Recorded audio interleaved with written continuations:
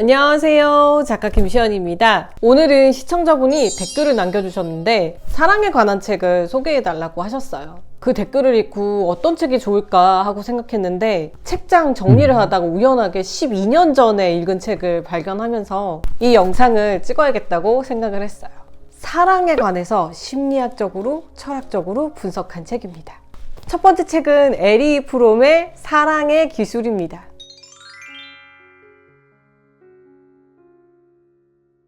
이 책이 얼마 전에 화제가 되었는데요. 방탄소년단 트위터에 언급이 된 책이에요. 저자인 에리 프롬이 사랑의 정체에 대해서 감정의 영역이 아닌 기술의 영역에서 접근한 책입니다. 이 책을 쓴 에리 프롬은 철학자이자 사회심리학자입니다. 제가 에리 프롬의 다른 책을 소개하기로 했는데요. 여기 링크 걸어 놓을게요. 사랑에 관한 접근을 정신분석학과 철학, 사람들과의 관계를 사회학적으로 풀어낸 수작입니다. 이 책에서 사랑을 여러 가지 관점으로 접근을 하는데요.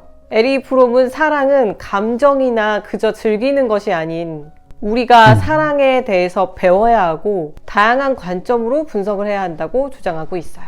사랑이 항상 성공하는 건 아니죠. 명백하게 실패를 거듭하고 있는데도 사랑에 대해서는 배우려고 하지는 않아요.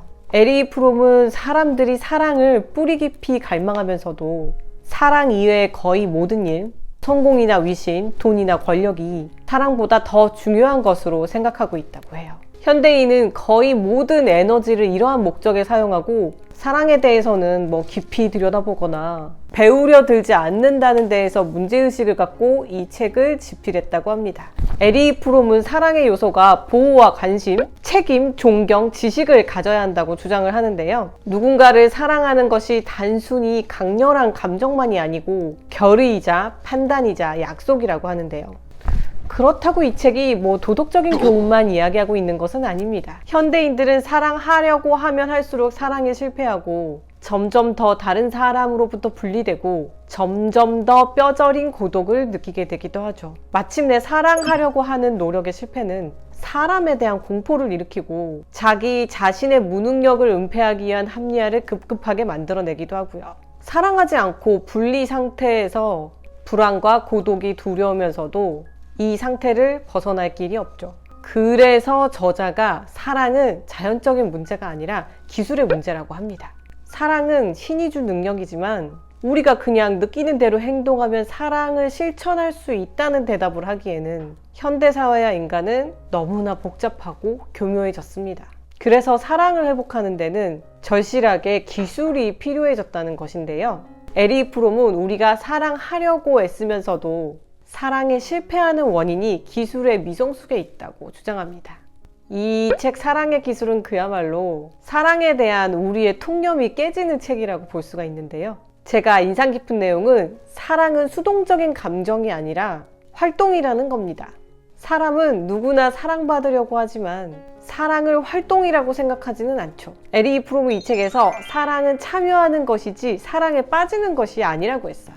사랑은 능동적인 것이고 사랑은 원래 주는 것이지 받는 것이 아니라고 해요. 이 설명에 대한 사례로 이 책에 여러 가지 일화가 등장하는데 설득력 있더라고요. 사랑의 기술에서는 사랑의 한 요소로 책임을 강조하고 있어요. 책임이 없으면 사랑은 성립되지 않는다고 하네요. 또한 자본주의 체제 아래서 사랑의 의미가 어떻게 변질되어 가고 있는지도 자세하게 설명하고 있습니다. 이 책의 저자인 에리 프롬이 사랑에 관해서 개인적으로 굉장히 우여곡절이 많은 인물이에요. 또 평생 인본주의적 사회 공동체에 대해서 연구한 학자이기도 하고요. 그런 개인적인 경험이 이 책을 집필한 동기가 된 게 아닌가 싶습니다. 이 책 머릿말에서 핵심을 관통하는 문장이 있었는데요. 사랑의 기술에 대한 편리한 지침을 기대하는 사람들은 이 책을 읽고 실망할 것이다. 사랑은 스스로 도달한 성숙도와는 관계없이 누구나 쉽게 탐닉할 수 있는 감상이 아니라는 점을 보여주려는 것이 이 책의 의도이기 때문이다. 사회심리학자로서 사랑의 여러 면을 날카롭게 분석하고 사랑의 본질을 예리하게 통찰한 수작이라 여러분들께 꼭 추천하고 싶습니다. 다음으로 소개할 책은 아주 유명한 책이죠. 알랭 드 보통의 왜 나는 너를 사랑하는가입니다.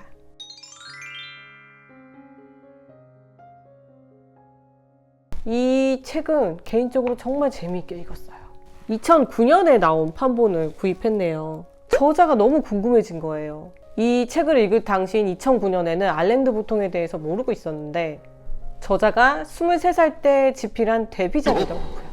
그런데 이야기를 전개하는 방식은 독특해요. 이전에는 볼 수 없었던 독창적인 작품이죠. 그래서 이 책이 많은 사람들에게 사랑받은 책이 아닌가 싶어요. 알랭드 보통 전공이 철학이에요. 그래서 자신의 경험을 철학적인 통찰로 버무렸는데 아리스토텔레스, 비트겐슈타인, 마르크스까지 철학적으로 광범위하게 인용을 하면서 사랑에 빠진 20대 청년의 불안과 상심과 환희에 대해서 이야기하고 있어요. 제가 이 영상을 준비하려고 12년 만에 이 책을 다시 읽어보게 되었는데 12년 전에는 저자의 감정에 폭풍 공감을 했거든요. 그런데 지금은 이 책을 분석을 하게 되더라고요. 이 책은 소설과 철학 에세이의 중간 지점이라고 볼 수가 있겠어요. 우리가 사랑에 빠지면 운명론을 들먹이잖아요. 이 책의 주인공도 그럽니다. 우연히 클로이라는 여자를 만나게 되는데 비행기에서 옆좌석에 타게 된 거예요. 그래서 주인공은 이걸 운명으로 포장하게 돼요. 그리고 강렬한 사랑에 빠져들게 됩니다. 인간은 사랑에 빠지면 운명을 갈망하게 되는 걸까요? 이렇게 사랑에 빠진 주인공은 클로이와 해피엔딩을 맞이하는 것이 아니라 결국 헤어지게 됩니다. 그래서 온갖 고뇌가 시작됩니다.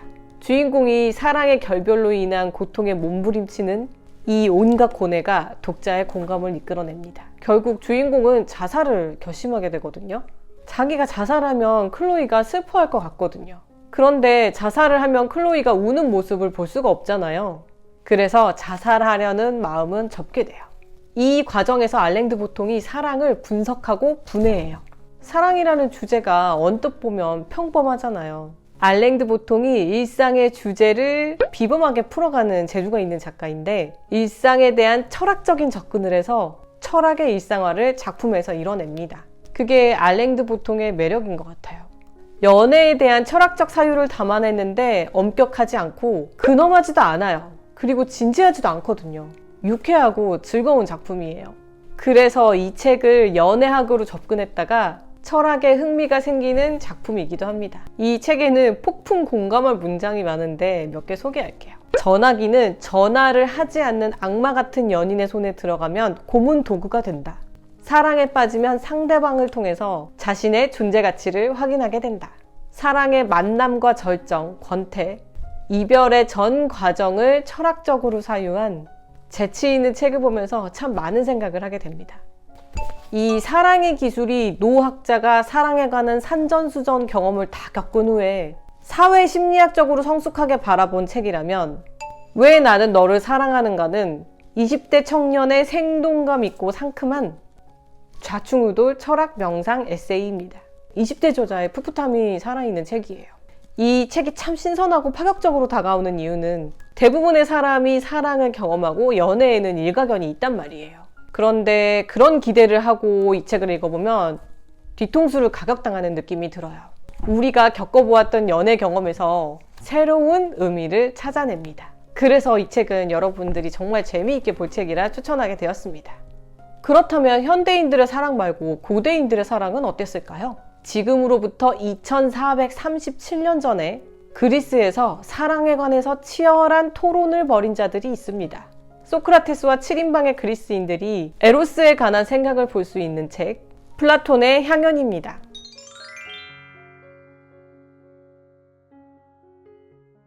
이 책은 플라톤의 저서들 가운데 아름다운 문장으로 유명하고요. 또 그나마 읽기 쉬워요. 제가 소장하고 있는 건 숲출판사에서 나온 합본인데요. 향연 단행본도 나와 있으니까 단행본도 같이 소개할게요. 에로스에 관한 치열한 토론을 벌인 장소는 그리스의 비극작가 아가폰의 집입니다. 소크라테스와 그의 친구들은 에로스에 관해서 어떻게 생각하고 있을까요? 사랑에 관한 고차원적인 생각과 그동안 우리가 알고 있었던 사랑에 관한 신화와 설화들이 향연에서 비롯되었다는 것을 알 수 있는 책인데요. 이들은 모두 큰 틀에서 에로스를 찬양하지만 각자의 생각은 모두 다른데요. 이 향연에 참석했던 사람 중에 하나인 희극 작가인 아리스토파네스는 잃어버린 반쪽 찾기라는 가설을 제안합니다. 원래 인간은 남성과 여성, 그리고 남성과 여성이 한 몸인 세 번째 성도 있다고, 이들은 몸이 둥글고 재빠른 데다가 힘도 세서 신들을 공격했다고 합니다. 그래서 제우스가 이 골치 아픈 존재들을 무력화시키기 위해서 그들을 두 쪽으로 갈라놓습니다. 그렇게 몸이 두 개의 몸으로 갈라져서 저마다 잃어버린 반쪽을 만나서 다시 하나가 되려고 애쓴다는 것입니다. 이건 영화 헤드윅에서도 나왔던 유명한 이야기죠. 우리가 익숙하게 알고 있었던 이야기의 출처가 바로 이 향연입니다. 그렇다면 소크라테스는 이 에로스를 어떻게 생각하고 있었을까요?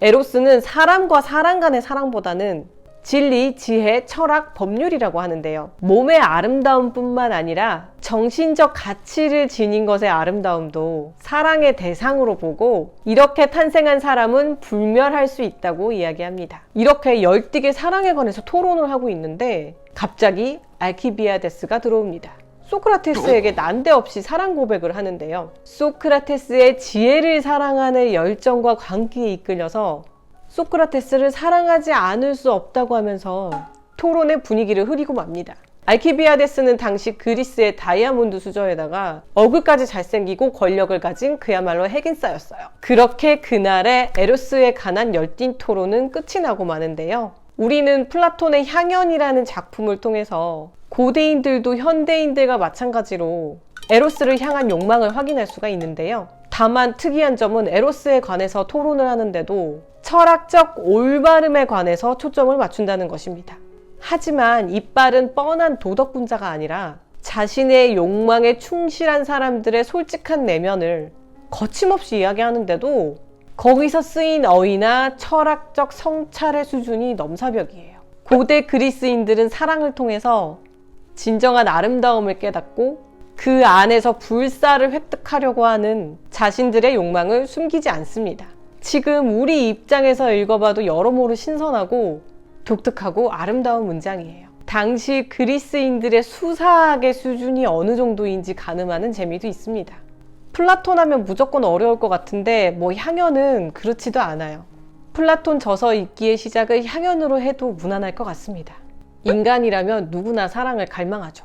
사랑 없이는 인간은 사랑할 수 없는 존재이기도 합니다. 과거에 사랑을 했고 지금 사랑을 하고 있고 앞으로 사랑할 모든 이들에게 권하고 싶은 사랑에 관한 책 소개로 오늘 영상을 마칩니다. 다음에도 좋은 책 소개와 함께 돌아올게요. 구독, 좋아요, 알림 설정은 제가 콘텐츠를 만드는데 많은 도움이 됩니다. 다음 영상에서 뵐게요. 안녕.